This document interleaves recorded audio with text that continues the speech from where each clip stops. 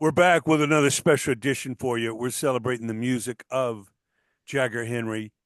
Jagger, Oh I yeah. know I know you've got some shows coming up, obviously Las Vegas and LA at the famed Whiskey-A-Go-Go, Yeah. where your grandfather actually played. Led hmm Zeppelin and Alice Cooper played there at a show, and Yeah. you read about the history, and it's like, my gosh, this little stage here had like Judas Priest or AC/DC Yeah. or Motley Crue. yeah, or the Foo Fighters, or you know, you name it. They played there, and I know you obviously live walking distance. Was that one of your decisions to kind of be in that area when you chose where to live in LA?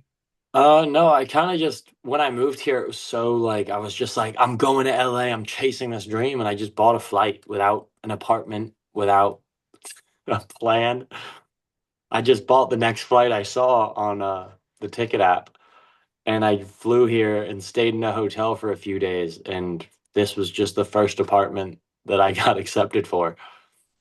And that's just how close it ended up being and how it all worked out. And it kind of felt like a sign. So I'm excited to play the whiskey. It's been a goal of mine to play there. We've done Viper Room, we've done Yeah. Troubadour, Terragram Ballroom, but never played the whiskey. So looking forward to it. And it's my first headline show. So Fantastic. Well, congratulations on that. I know thank this you. she'll be historic. Now, obviously, you have a bloodline. Your father's Jason Bonham. Your grandfather's just the name Bonham in your name. Was that hard to decide, or was that like, no, I'm going to be myself. I'm going to be. Obviously, you're not a drummer like your father and grandfather are, but did you really want to be standing on your own shoulders? No, I tried it. I enjoy drumming and I play for fun, but it was never the thing that kind of gave me the itch. I always kind of like being the front man, and I have so much energy, probably due to my ADHD, but I just like moving around. And, people say you can do that on the drum kit, but I just kind of felt like I had this story to tell, and it's very difficult to tell from behind a kit. Although I love, what they did and I look up for them, I look up to them and it inspires me. I just kind of went with my own path and found this. And seems like it's something I'm enjoying, and end of the day that's the goal, right? Yeah, Do what makes you absolutely. happy. Well, happiness is the one thing you can't buy. It is Yeah. something you live, you earn. But deciding not to call yourself Jagger Bonham, talk about that.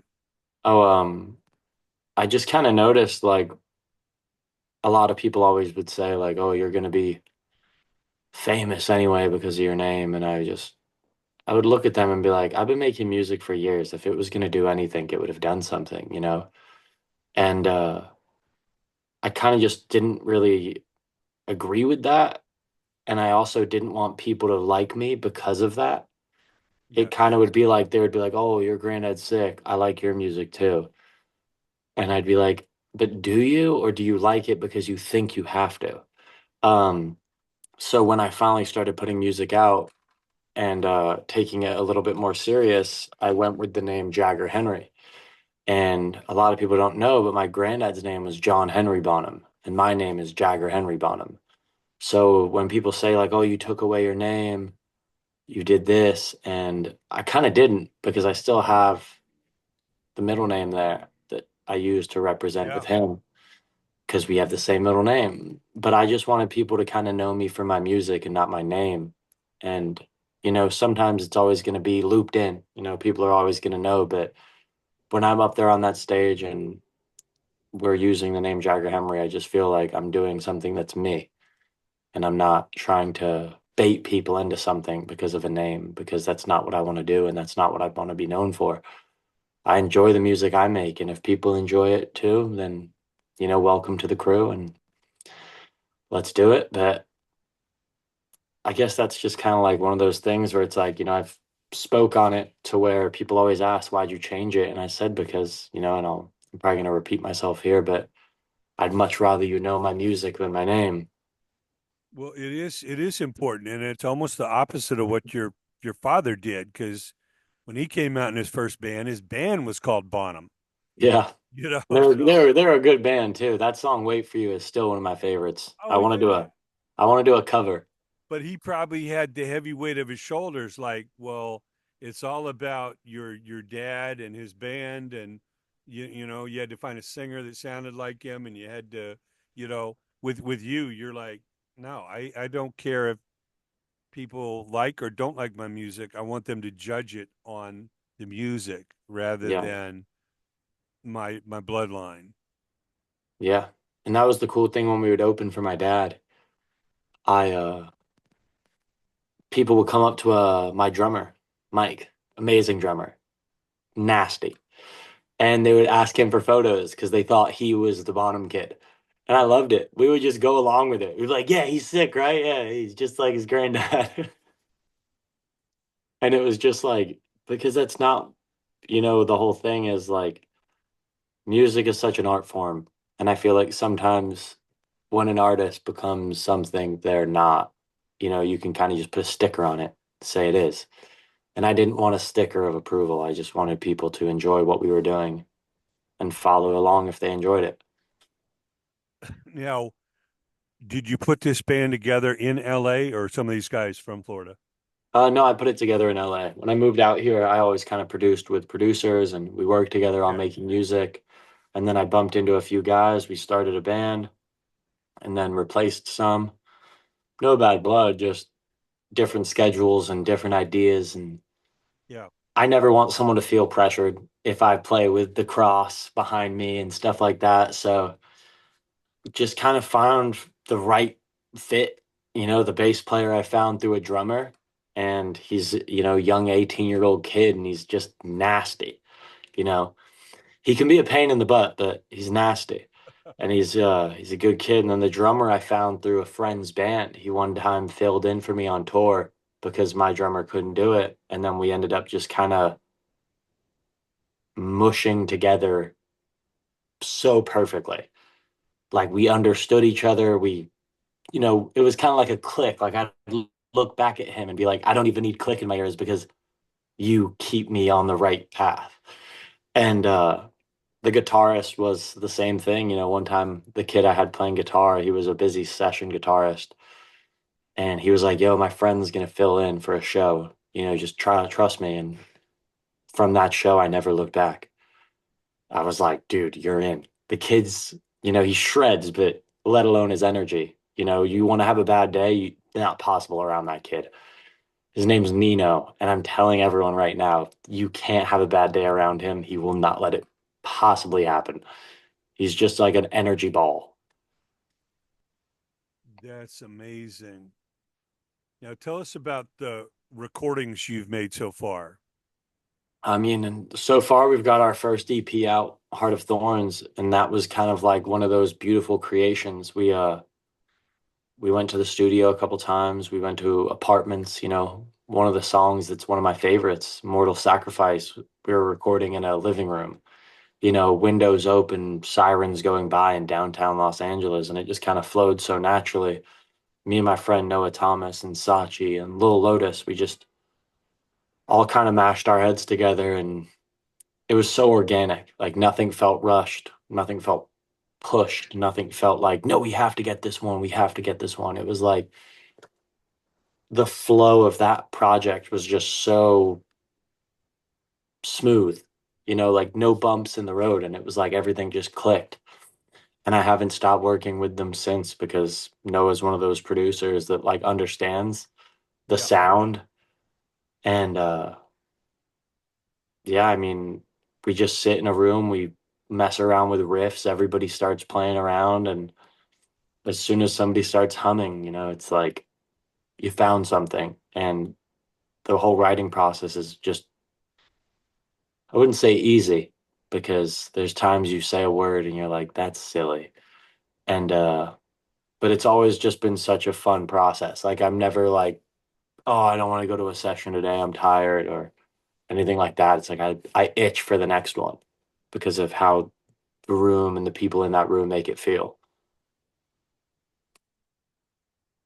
And the development of your voice, has it just come natural? Have you had any Oh, voice teachers training? um, my tripod went. That was crazy. I just do that. No, I mean, I had no vocal coaching. I just kind of would watch YouTube videos, and Okay. like the most Googled thing is like how to scream, and I would just watch vocal videos and check out different videos of techniques, and then watch my friends sing and be like, "How did you do that?" Or "What made you find out you could go that high?" Or "What made you think that you could sing that low?" And kind of just watching from people around me and like forming a voice. Because I started thinking, you got to sound this way. And then one day we were in the studio and Noah just kept making me re record it. And he was like, "We're going to find it." And it was one of the best processes, one of the, yeah, whatever word that is. Sure. It was one of the greatest things we could have done because I think in that moment I kind of found where I was and where my vocal pocket really sat and saw a limit of myself that I didn't think I'd ever get to. So, yeah, I mean, I've looked into having a vocal coach. They're expensive. And I definitely think once I'm on a higher track, I will definitely look into it because preserving the voice is, I think, the hardest part. Everyone can learn to sing and everyone can learn to perform, but it's doing it night after night, day after day. And that's why I think the vocal coaches are important. And it's learning what your barriers are and correct warm ups. That is very true. With a guitar or a drums, you can always get another set, Yeah. another instrument, but the voice is natural and preserve it. You hear about guys that have been screaming for years that have to have these operations. They develop these nodes on their vocal cords that have to be Yeah. removed. And You see it too much too. yeah, it's you're at least aware of that fact. Like it may be a natural scream. You might, do what you do from trial and error, but just knowing how to preserve it. Yeah. Matter of fact, there's some great classic rock singers. One in particular I always mention, Paul Rogers from Bad Company and Free. They just Yeah. got nominated for the Rock and Roll Hall of Fame. They were on Swan Song Records, with Zeppelin, and Yeah. he lives up in Vancouver and he leads a very natural life, drinks a lot of water, and Yeah. you That's know, something I got to do more of. I'm too into the Diet Coke. yeah. Well, Even it's Chester Bennington, like he had I think it was a 17-second scream in one song, and he uh-huh. would do it every night. And he was just like iconic. Like he would never go on stage if he wasn't doing it. So it's like you look at that and it's like he must have been doing something after the show, before the show, during breaks to preserve that because I go on tour and I definitely am very safe. I use like a vocal warm up. Uh-huh. I do a video where I follow along doing the humming, the hees, the haws, and I blow into this water bottle that like, relaxes your throat. And then as soon as I'm off stage, it's like throat coat tea and stuff like that, but you still and it's just technique and I still have days where I'm like, "Oh, my throat's sore today." And I always look at that and I try to find one where someone like Chester Bennington or something sounded off and I could never. And I was like, I have to find out this recipe of what they're doing to preserve and always stay on point because it's not like you can pop a vocal string and change it. Toss your vocal Yeah. cords to the guitar tech and be like, "Can you tune it up?" Right. It is a human part of the body, and whether it be your voice or your eyes or your hearing, Yeah. those are things that you have to treat, with the utmost of respect.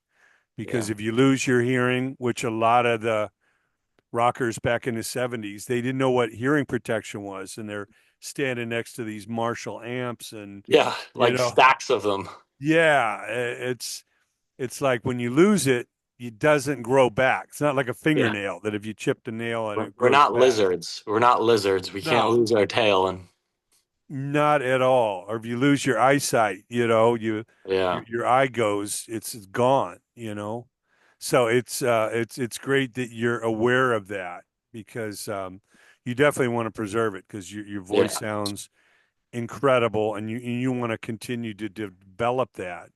What are your upcoming plans to do new recordings? Is there a single or another EP? yeah.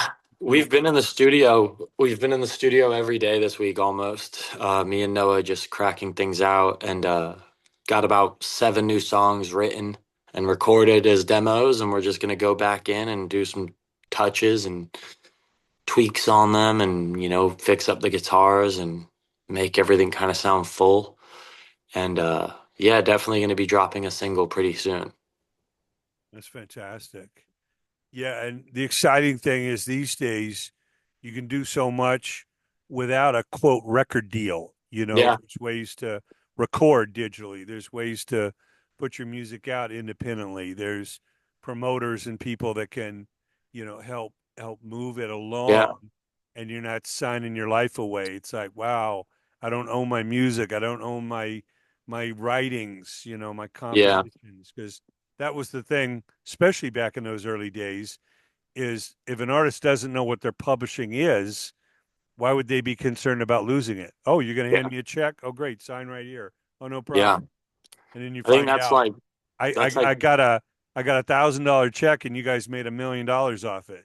yeah. That's fair. Jelly Roll just did an interview where he kind of talked about the whole way the record label works, and it's crazy to hear. Yeah, I mean, you take away the mystery and the aura of this quote big label.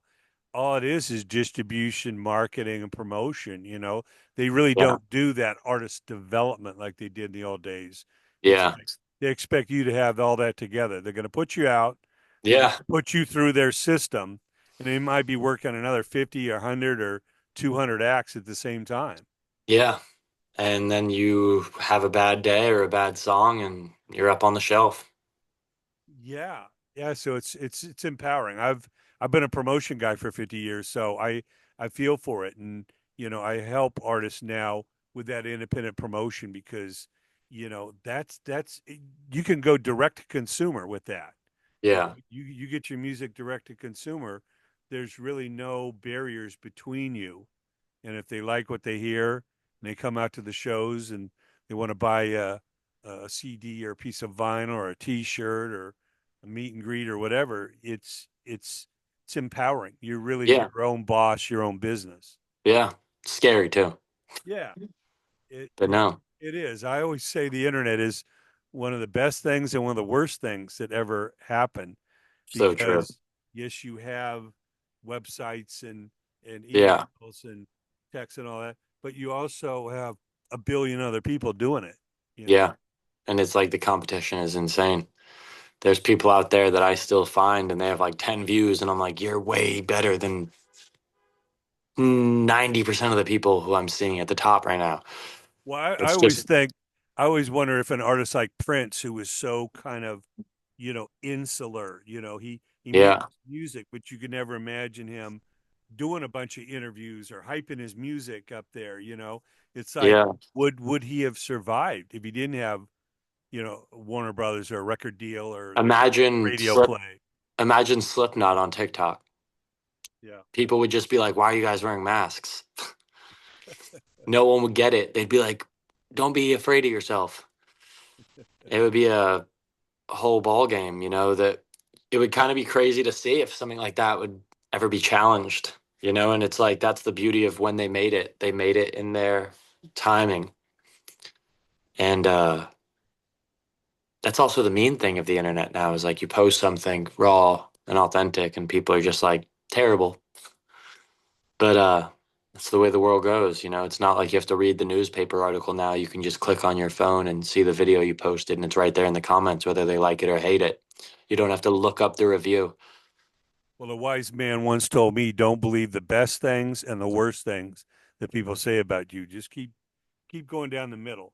Because somebody Yeah. might be blowing smoke and somebody might be jealous and trying to take you off your game. Just keep keep moving, you know. But I tell my band when we have a show when we open for a band that, the crowd was like, "Why are you guys playing? You're heavier."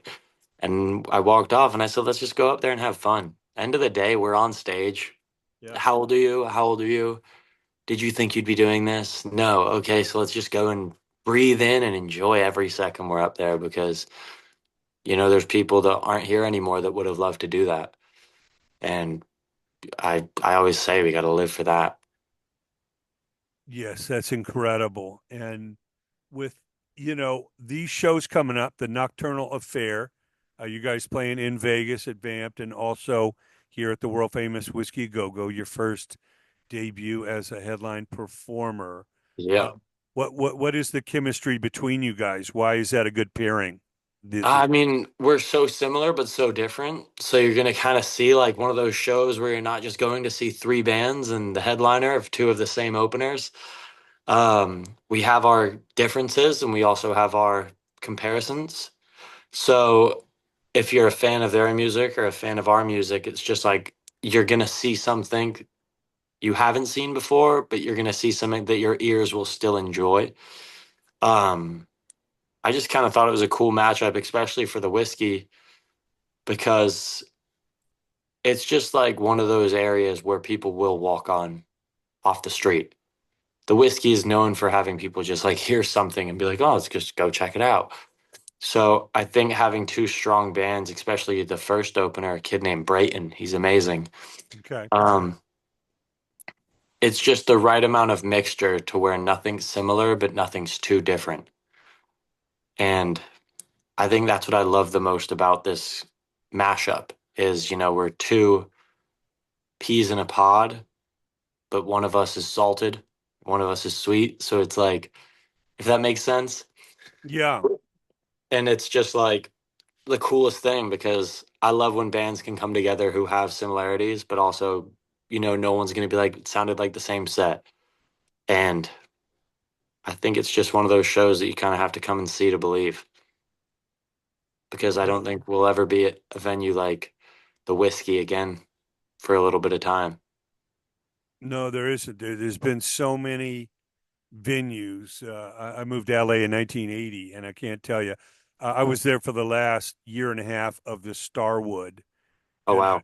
and I actually went to the Starwood the night that John Lennon passed. And famously, you may have Oof. heard the story that it was a Monday, and then Monday Night Football was very popular. It was on ABC TV, Yeah. and most of us heard that a Beatle, John Lennon, had passed from a guy named Howard Cosell, who was like a real square conservative, Yeah. kind of guy, and it just really, messed with us. But I was all dressed and ready to go, so I still went to the club, and the band was like really pissed. They were drinking heavily. They're like, man, I can't believe, you know, a Beatle is gone, because Yeah. they meant so It, much. it was a wild time back then, Yeah, and there it was a seems big like, candlelight vigil the next night at Century City, which is just down Santa yeah, Monica past Beverly Hills. And there were thousands of people with candles playing Beatles music, so it's yeah. I really, mean, the impact he had on the world was, yeah, it was kind of, yeah. healing in a little bit He that wasn't just a singer. He wasn't just a singer, and that's like the one thing I try to explain to everyone who doesn't really understand it. He wasn't just singing in the Beatles. He was kind of moving mountains for the world as well.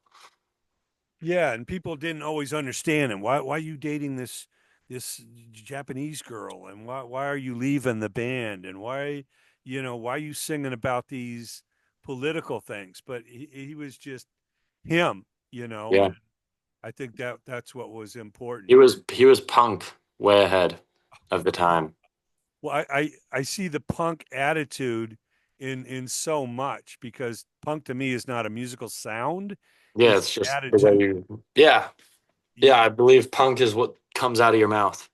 Yeah, it's standing up for yourself and saying, "No, if everybody's going right, I'm going to go left over here. I'm not going to Yeah. follow everybody, the sheep off the cliff. I'm going to chart my own way here, whether it's good or bad. I'm like you found. You want to be Yeah. happy with your decisions, not Yeah. following somebody else's plan for you." Yeah. Well, we can't be more excited. We're going to get the word out. We will see you at the world famous Whiskey-A-Go-Go. It is Jagger Henry and the Nocturnal Affair. And if We you're are. anywhere near Vegas, get on out there. And Be a night. It'll be a night you will not forget. until we speak again, Jagger, please keep rocking forever. Thank you so much. Pleasure to meet you.